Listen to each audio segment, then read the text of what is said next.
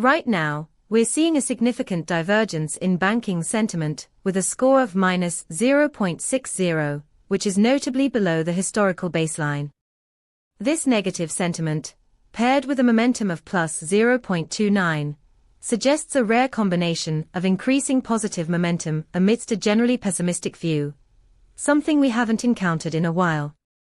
When you query our API, you get a comprehensive breakdown that includes sentiment scores, momentum, and semantic clusters. This allows you to understand not just the what, but also the why behind the numbers. Imagine using this data to build a risk assessment tool that alerts you when this sentiment dip occurs, helping you identify potential investment opportunities or risks before they become mainstream. For more insights, check out pulsebit.loj enterprise.com/docs.